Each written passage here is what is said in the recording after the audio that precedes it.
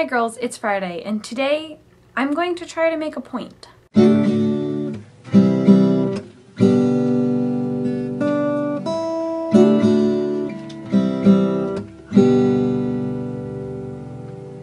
First of all, welcome to a new corner of my room, and second of all, before I make my point, I'm going to put in a little bit of a disclaimer.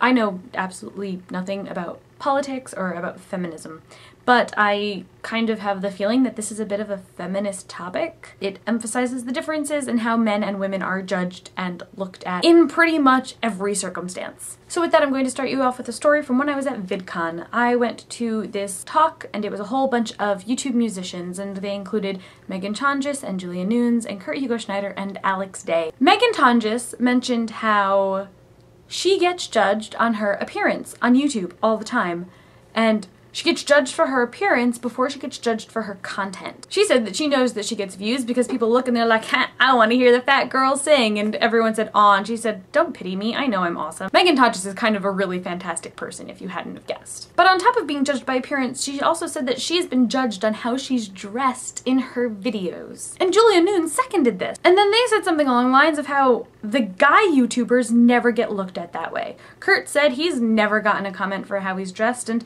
Alex has gotten comments for how he's dressed, but Alex purposely draws attention to his ridiculous shirts. But girls are getting judged for how they put themselves out there, and because of how they put themselves out there, their content isn't getting the proper attention. So now we've been talking about this in my sociology class. When Hillary Clinton was running for president, she always wore a pantsuit and never wore a dress or a skirt. The only time when women who are really influential people ever wear dresses or skirts is when they're complimenting a man. Michelle Obama wears dresses, but that's because Barack Obama doesn't. Sarah Palin got to wear dresses when she was running for vice president alongside McCain, but that's because McCain obviously wasn't. We get judged on our appearance in completely contradictory ways. If you're uploading a video onto YouTube and you're not looking your best in this video, then no one's going to actually pay attention to the content of the video because they're too busy not approving of what you're actually wearing in the video. But if you're a person who likes to dress up and you care about the way you look and you're beautiful, but you like to have an opinion, then no one wants to hear your opinion because all they think you are is a pretty face. I know it's just a movie, but let's talk about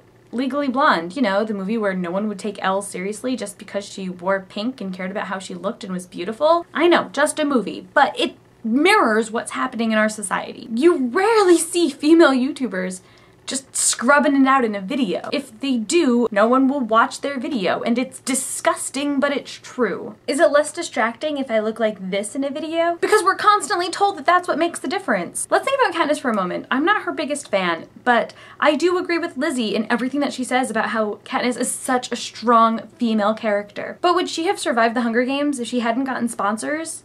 And would she have gotten sponsors if Cinna and her makeover team didn't try to help her make an impression by making her beautiful? Yeah, the people of the Capitol admired the fact that she was brave and admired the fact that she volunteered to be a tribute to save her little sister. But that's not what gets you sponsors. What gets you sponsors is being aesthetically pleasing. The thing that makes it absolutely worse is that we play into it. I try to look nice when I make YouTube videos. I try to make sure that I'm wearing a nice outfit when I am playing in front of people because I want people to like me, and if I look nice, then they're more likely to do that. I hope everyone has had a great week, and I hope you all have an absolutely wonderful weekend. Lizzie, I hope your interview went really well. I am so excited to hear it, see it. I think it's a hear it kind of thing, even though you said it's on Skype. Is there video part of it? Anyways, I can't wait to experience your interview this weekend, and I cannot wait to see you on Monday, both on YouTube and at the show in Amherst.